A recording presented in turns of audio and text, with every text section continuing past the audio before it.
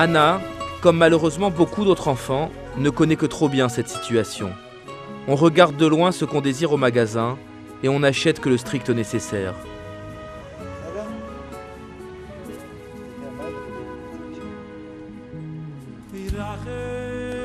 Mais qu'arrive-t-il lorsque l'on n'a même pas les moyens d'acquérir les produits les plus élémentaires? Des milliers de familles vivent quotidiennement dans l'indigence la plus totale. Leurs cris de désespoir, à peine audibles dans la rue, résonnent aux oreilles des volontaires de Koupat Tahir qui cherchent tous les moyens possibles de les aider. Une fois par mois, les volontaires rendent compte du travail sur le terrain à l'Assemblée des Rabbanim. Le Rav Silman, le Rav Shafran, le Rav Klein, le Rav Elkrieff, le Rav Gross et le Rav Stern. C'est dans ce forum que ces Rabbanim prennent les décisions. Qui aider, de quelle façon et pour quelle somme. On porte attention à chaque cas en fonction de ses besoins. Le montant des aides est bien évidemment en fonction du total des contributions. Ainsi, chaque individu parmi des milliers de familles aidées reçoit ce dont il a besoin pour se reconstruire à l'avenir.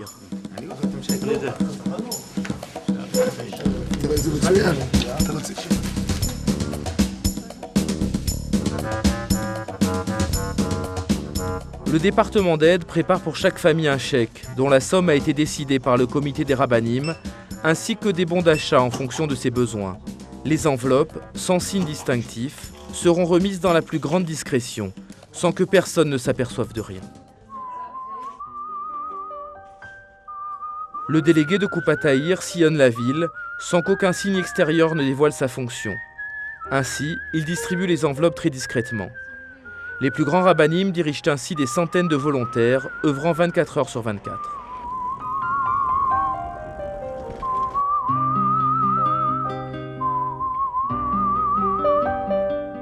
Cette famille est en détresse, ils se servent chez moi, mais je ne peux pas les aider. Je me suis donc adressé à Koupat Tahir pour voir s'il pouvait leur venir en aide. Cette famille a été chaleureusement adoptée par Koupat Tahir. Chaque mois, elle reçoit une somme d'argent, ainsi que des bons d'achat à l'épicerie, pour qu'elle puisse acheter quotidiennement son pain et son lait.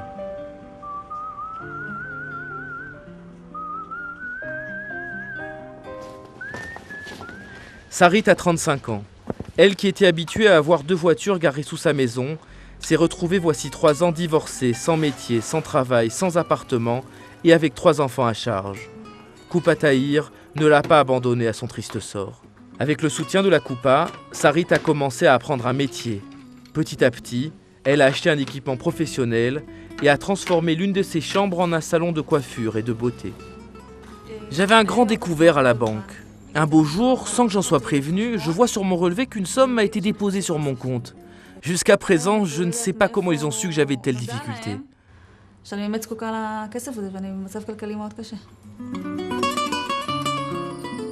Discrètement, Koupat Tahir apporte son soutien également en collaboration avec les banques.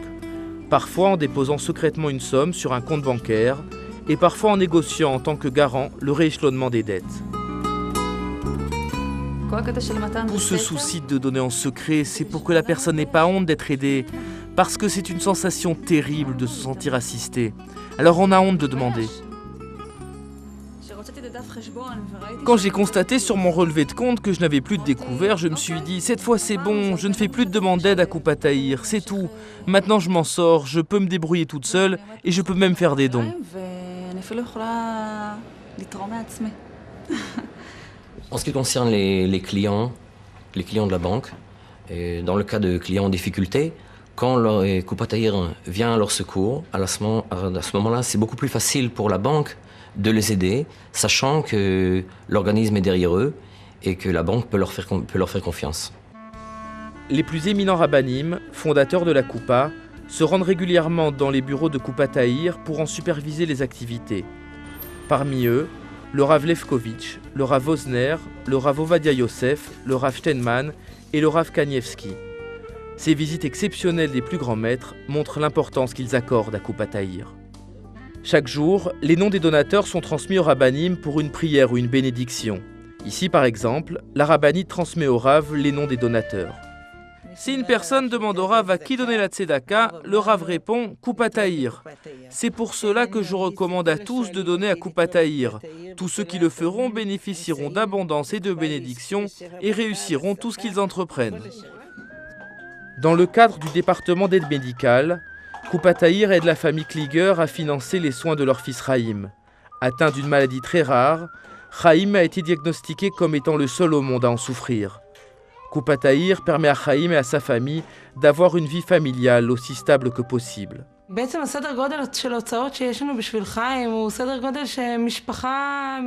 de grandeur des dépenses engagées pour Chaim est telle qu'une famille moyenne ne pourra en aucun cas y faire face. Il a dû subir une série d'opérations à l'étranger, elles ont coûté en tout 140 000 $, une assurance médicale de 1 800 $ par mois. Malheureusement, je fais aujourd'hui partie de ceux qui reçoivent. Je reçois de l'aide en toute honnêteté, non pas parce que je l'ai voulu, mais parce que notre situation le demande. J'espère revenir à ma situation d'autrefois, être de ceux qui aident et soutiennent les autres, et non de ceux qui sont contraints de recevoir. Le soutien médical ne se limite pas aux cas de maladies rares. En Israël, l'assurance médicale ne couvre pas les soins dentaires. Et comme il existe encore des dizaines de milliers d'enfants et d'adultes privés de ces soins par manque d'argent, la Coupa a décidé de mettre en place une clinique dentaire. Quand un enfant arrive à la maison et il pleure, et il dit qu'il a mal aux dents, on ne peut rien faire pour lui, parce que j'ai pas d'argent pour le prendre chez un docteur, chez un dentiste. Et cet enfant, on le voit devant nous, il pleure, il a mal, il tient tout son visage et moi je peux rien faire pour lui. C'est vraiment terrible, c'est voir comme un enfant. Vraiment, c'est incroyable. Je prie le bon Dieu que personne ne reçoive ça. C'est très dur, c'est très dur.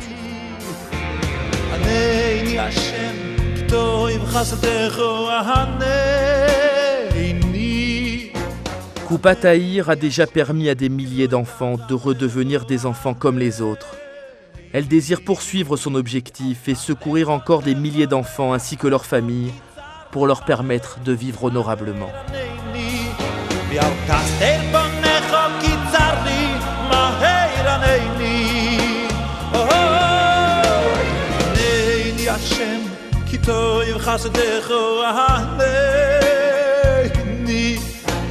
Haneni Hashem, ki lo yirachamech